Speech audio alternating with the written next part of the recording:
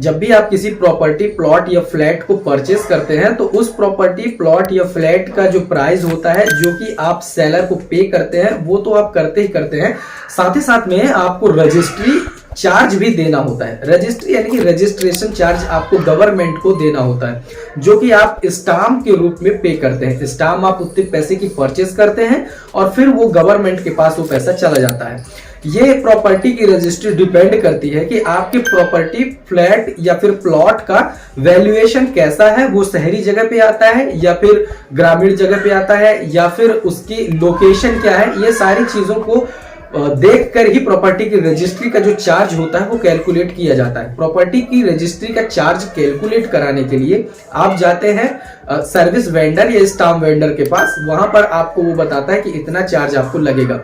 लेकिन आप सोच कर देखिए कि कई बार प्रॉपर्टी की रजिस्ट्री का चार्ज कम होता है लेकिन सर्विस प्रोवाइडर हमसे ज्यादा चार्ज की डिमांड करता है और हमसे ज्यादा चार्ज ले लेता है। फर्ज करिए कि आपने एक प्रॉपर्टी 20 लाख रुपए की खरीदी जिसमें प्रॉपर्टी की रजिस्ट्री का जो चार्ज है वो सिर्फ और सिर्फ 40,000 रुपए था, लेकिन सर्विस वेंडर या सर्विस प्रोवाइडर ने आपसे 60,000 रुपए ले लिए। ऐसे में ये जरूरी हो जाता है कि आप अपने से कैसे ये वेरीफाई कर सकते हैं कि इस प्रॉपर्टी की रजिस्ट्री में हमें गवर्नमेंट को कितना प्रॉपर्टी रजिस्ट्री चार्ज देना है। तो इससे ये श्योर हो जाएगा कि सर्विस प्रोवाइडर हमें सही बता रहा है। अब 2-4 हजार रुपए तो वो अपना सर्विस का लेगा, दैट इज फाइन, लेकिन इससे ज्यादा अगर लेता है तो फिर आप दूसरी जगह पर जाकर भी करा सकते हैं। सो आज की इस वीडियो पे मैं आपको प्रॉपर्टी रजिस्ट्री के लिए प्रॉपर्टी रजिस्ट्री चार्ज कैसे कैलकुलेट करना है इसका फुल प्रोसेस बताऊंगा। यहां तक कि प्रॉपर्टी रजिस्ट्री चार्ज के साथ साथ आप एक अपनी डमी रजिस्ट्री भी तैयार कर सकते हैं। अगर आप चाहें तो पेमेंट करके रजिस्ट्री का फॉर्मेट भी ले सकते हैं और उसे रजिस्ट्रार ऑफिस में वेरीफाई करा सकते हैं। लेकिन अगर आप ये नहीं करना चाहते तो आप प्रॉपर्टी रजिस्ट्री का चार्ज कैलकुलेट कर सकते हैं। सो आज की इस वीडियो में प्रॉपर्टी रजिस्ट्री चार्ज कैसे कैलकुलेट करना है इसका फुल प्रोसेस जानेंगे। चलिए शुरू करते हैं। डिस्क्रिप्शन में आपको एक वेबसाइट का लिंक दिया गया है जिस पर क्लिक करके आप डायरेक्ट इस पोर्टल पर आ जाएंगे। ये संपदा पोर्टल गवर्नमेंट का ऑफिशियल पोर्टल है। यहाँ पर आपको अपनी प्रॉपर्टी की रजिस्ट्री डाउनलोड करने के लिए एक ऑप्शन मिलेगा, ई पंजीकृत दस्तावेज खोज। इस पर आपको क्लिक करना है। नेक्स्ट इंटरफेस इस प्रकार का आएगा। यहाँ पर आपको अपना रजिस्ट्रेशन करना है सबसे पहले, जिसके लिए नीचे एक ऑप्शन मिलेगा नया उपयोगकर्ता। इस पर आपको क्लिक करना है।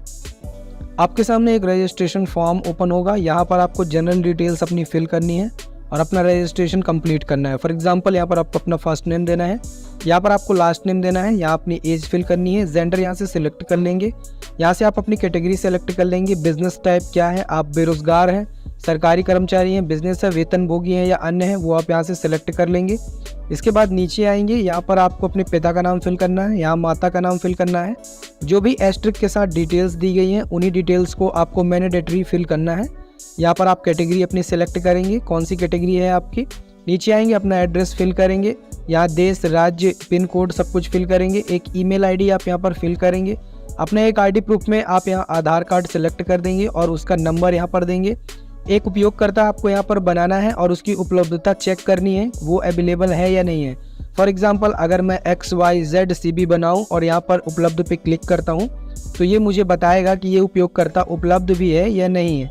जैसे यहाँ पर देख सकते हैं यूज़र नेम इज़ अवेलेबल, तो इस प्रकार से एक यूज़र नेम बनाएंगे, एक अपना पासवर्ड क्रिएट करेंगे। यहाँ से पासवर्ड रीसेट करने के लिए एक आपको सांकेतिक प्रश्न सेलेक्ट कर लेना है।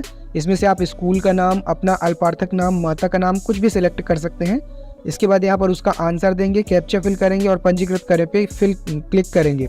आपका रजिस्ट्रेशन यहाँ पर सक्सेसफुल हो जाएगा। रजिस्ट्रेशन सक्सेसफुल होने के बाद अब आपको साइन इन करना है, जिसके लिए साइन इन के ऑप्शन पे क्लिक करेंगे। यहाँ आपको अपना वही यूज़र नेम देना है जो कि आपने अभी बनाया हुआ है। यहाँ पर अपना पासवर्ड फिल करेंगे। किस लैंग्वेज में आप ये पोर्टल एक्सेस करना चाहते हैं वो लैंग्वेज सेलेक्ट करेंगे। लेट्स से हम इंग्लिश सेलेक्ट करते हैं। यहाँ से आप कैप्चा फिल करेंगे, देन लॉगिन होने के बाद इस प्रकार का डैशबोर्ड आपके सामने आएगा। यहाँ पर आपको अपनी प्रॉपर्टी रजिस्ट्री बनाने के लिए एक रजिस्ट्रेशन प्रोसेस मिलेगा। यहाँ पर रजिस्ट्रेशन इनिशिएशन का एक ऑप्शन मिलेगा, एक आपको ऑप्शन मिलेगा इनिशिएट रजिस्ट्रेशन एप्लीकेशन। इस पर आपको क्लिक करना है। अब आपको यहाँ से अपना डीड टाइप सिलेक्ट करना है कि आप किस प्रकार का ये डीड बनाना चाह रहे हैं, जैसे कि कंपनी शेयर या पार्टनरशिप के लिए बनाना चाह रहे हैं या फिर कोई इमूवेबल प्रॉपर्टी से रिलेटेड बनाना चाह रहे हैं यहाँ पर आप डीड, या फिर आप कोई बैंक लोन से रिलेटेड बॉन्ड बनाना चाह रहे हैं, वो आप यहाँ से सिलेक्ट कर सकते हैं। हमारे केस में हम प्रॉपर्टी की रजिस्ट्री बनाना चाह रहे हैं तो डॉक्यूमेंट इन्वॉल्विंग इमूवेबल प्रॉपर्टी इसे सिलेक्ट करेंगे। इसके बाद नीचे डीड टाइप में आप सिलेक्ट करेंगे कि किस प्रकार की डीड है, आपका गिफ्ट डीड है, पार्टनरशिप की डीड है, पार्टीशन है, रिलीज डीड है, ट्रस्ट की डीड है या फिर सर्टिफिकेट ऑफ सेल है। तो जैसे प्रॉपर्टी बेचने के लिए है तो सर्टिफिकेट ऑफ सेल यहाँ से सिलेक्ट करेंगे। इसके बाद यहाँ पर अदर डिटेल्स में do you want to avail any kind of exemption, अगर आप किसी प्रकार का फायदा लेना चाह रहे हैं, अगर आपके पास कोई छूट से संबंधित चीजें हैं तो आप इसे चेक करेंगे, नहीं तो नेक्स्ट पे क्लिक करेंगे। नेक्स्ट इस प्रकार का मैप आपके सामने आएगा। अब यहाँ से आपको उस डिस्ट्रिक्ट को सेलेक्ट करना है कि आप किस डिस्ट्रिक्ट की प्रॉपर्टी की रजिस्ट्री कराना चाह रहे हैं या बनाना चाह रहे हैं।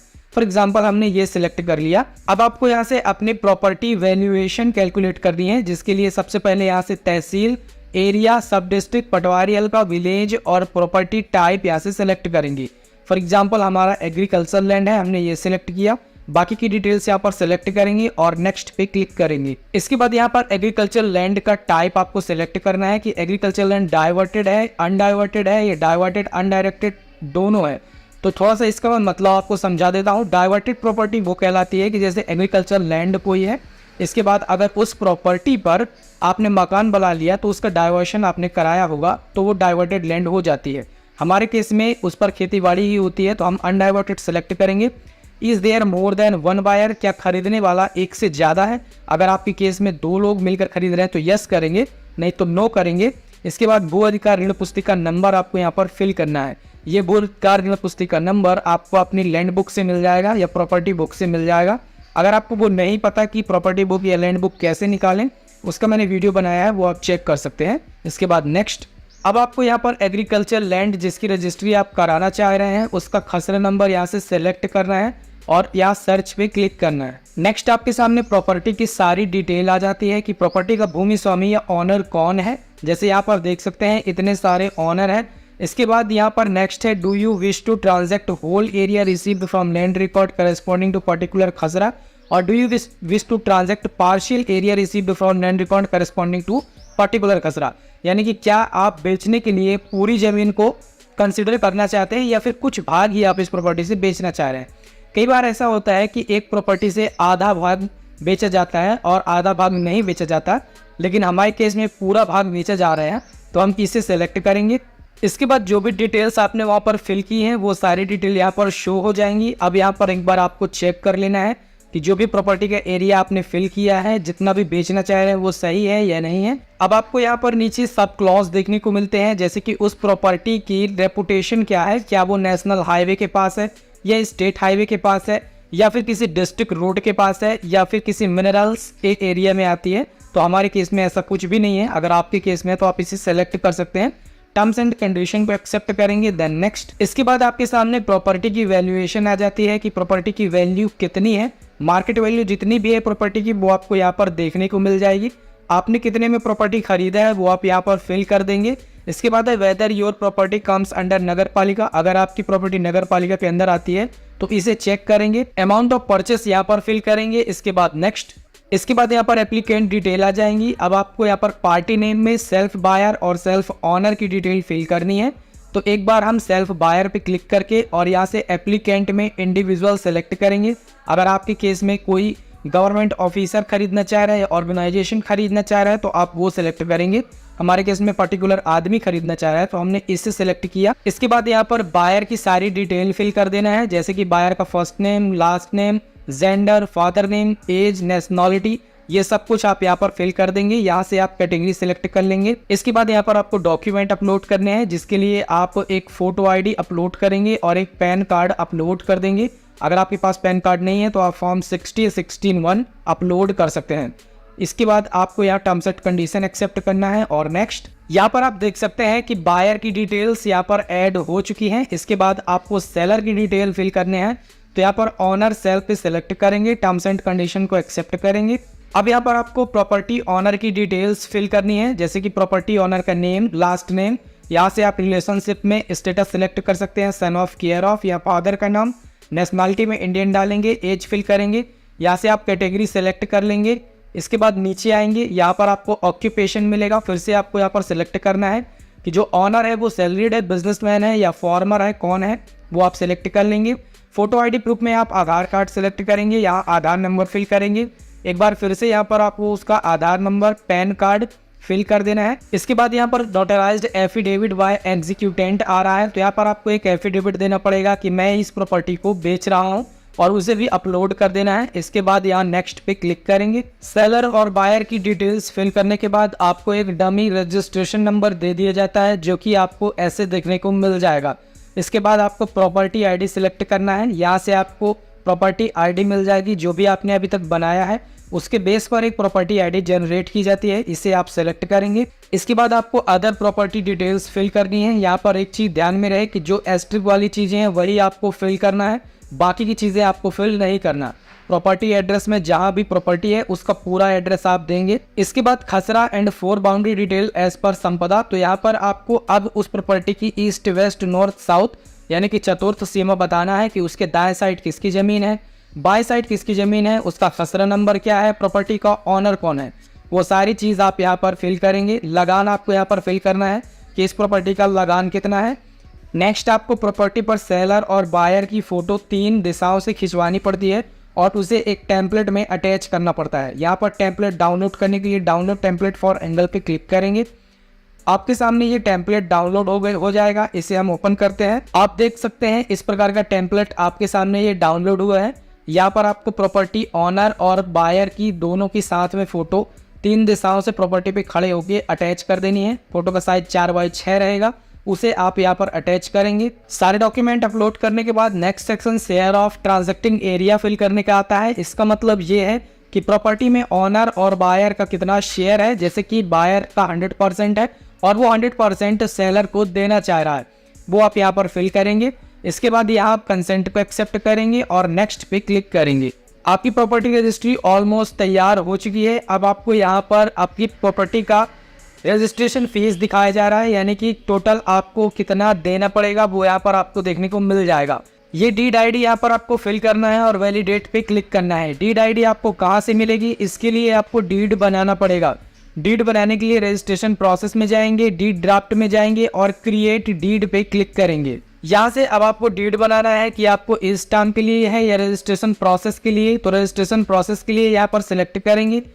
यहाँ पर आपको जो एप्लीकेशन आईडी ऊपर मिली हुई है उसे फिल करना है और वैलिडेट पे क्लिक करना है। जैसे ही आप एप्लीकेशन नंबर फिल करके वैलिडेट करते हैं, आपकी जो रजिस्ट्री आपने तैयार की है जो डिटेल के साथ, वो सब कुछ यहाँ पर आपको शो हो जाता है। यहाँ पर आपको प्रॉपर्टी की डिटेल्स भी मिल जाती हैं। अब आपको यहाँ पर टोटल पेएबल ड्यूटी मिलेगी और यहाँ पर रजिस्ट्रेशन फीस कितनी है वो आपको देखने को मिल जाएगा। यहाँ पर आपको स्टाम्प ड्यूटी वगैरह सब कुछ देखने को मिल जाता है। अब यहाँ पर डीड कंटेंट में आपको ये फिल करना है कि डीड किसने बेची है और किसको बेची है, किन गवाहों के बीच में बेची है, वो सब कुछ आप यहाँ पर लिख सकते हैं। जैसे कि आप यहाँ पर इस डेमो में देख रहे हैं, इस डेमो में जैसे ये बताया गया है कि इस प्रॉपर्टी को इतने में, इस दिन के अंदर इतने क्षेत्रफल में से इतना बेचा गया, तो यही सारी चीज़ आपको यहाँ पर लिखना होता है। ये आप अगर फर्स्ट टाइम कर रहे हैं तो किसी स्टाम्प ड्यूटी या फिर किसी रजिस्ट्री की ऑलरेडी देख कर लिख सकते हैं। इसके बाद फिनिश, आपको एक डीड नंबर मिल जाता है। इसी डीड नंबर को आपको वहाँ पर फिल करना है, तो इसे आप लिख कर रख लीजिए क्योंकि ये कॉपी पेस्ट नहीं होता है। इसके बाद फिर से इसी एप्लीकेशन पर आएंगे। यहाँ पर आपको डीड आईडी नंबर फिल करना है, वैलिडेट करना है, यहाँ पर कंसेंट को एक्सेप्ट करना है और आप इसका PDF भी प्रिंट कर सकते हैं या फिर आप इसकी जो स्टाम्प ड्यूटी है वो यहाँ से पे कर सकते हैं और स्लॉट बुक कर सकते हैं। जैसे कि हमने यहाँ पर डीड आईडी नंबर फिल करके डीड भी अपलोड कर दिया है, हमने डेमो यहाँ पर लिख दिया है। अब यहाँ पर जैसे आप देख सकते हैं कि जो भी बैलेंस अमाउंट दिख रहा है उसे आपको पे करना है या फिर आप इसका PDF भी डाउनलोड कर सकते हैं कि आपने प्रॉपर्टी रजिस्ट्री कैसे बनाई है। इसके लिए आप प्रिंट टू PDF करेंगे तो आपका PDF यहाँ से जनरेट होकर डाउनलोड हो जाएगा। अगर आप ये श्योर करते हैं कि आपने सारी डिटेल्स सही भरी हैं और आपकी डिटेल्स पूरी एक्यूरेट है तो इसे आप यहाँ से पे भी कर सकते हैं। लेकिन रजिस्ट्री बनाने का काम थोड़ा सा पेचीदा तो होता है और यहाँ पर आपको ध्यान में रखकर सारी चीज़ करनी होती है। तो एक बार आप अपना PDF ले जाकर और स्टाम्प वेंडर को दिखा सकते हैं या फिर अगर आप श्योर हैं कि सब कुछ सही है तो आप यहाँ से फीस पेमेंट भी कर सकते हैं। लेकिन अगर आप श्योर हैं कि हमने सारी डिटेल सही फिल की है, हमारी डीड सही बनी हुई है, तो आप इस स्टाम्प ड्यूटी को यहाँ से पे भी कर सकते हैं, जिसके लिए पे नाउ पे क्लिक करेंगे। यहाँ से आप पेमेंट इन्फॉर्मेशन में ऑनलाइन या चालान किसके माध्यम से पे करना चाहते हैं वो आप सेलेक्ट करेंगे। जैसे ऑनलाइन हम करना चाहते हैं। अब इसके बाद पे ऑनलाइन पे क्लिक करेंगे। इसके बाद आपको यहाँ पर डिटेल्स फिल करनी है कि आप क्यों ये पे करना चाह रहे हैं। ऑफिस का नेम आप यहाँ पर सेलेक्ट करेंगे। तो यहाँ से आप जिस रजिस्ट्रार ऑफिस में रजिस्ट्री कराना चाह रहे हैं उसे सेलेक्ट करेंगे। इसके बाद नीचे आप ट्रेजरी सेलेक्ट करेंगे और यहाँ पर अमाउंट जितना टोटल पेएबल है वो आप फिल करेंगे और नेक्स्ट करके इसे पे कर देंगे। एक बार यहाँ से फीस सक्सेसफुल पेमेंट होने के बाद आपको एप्लीकेशन आईडी के बेस पर स्लॉट बुक करना है, जिसके लिए स्लॉट बुकिंग पर जाएंगे, यूजर स्लॉट रीशेड्यूल पे जाएंगे, एप्लीकेशन नंबर फिल करेंगे और सबमिट पे क्लिक करके आप यहाँ पर अपना स्लॉट भी बुक कर सकते हैं। इसके बाद आप अपनी किसी डीड को जाकर रजिस्ट्रार ऑफिस में रजिस्टर करवा सकते हैं।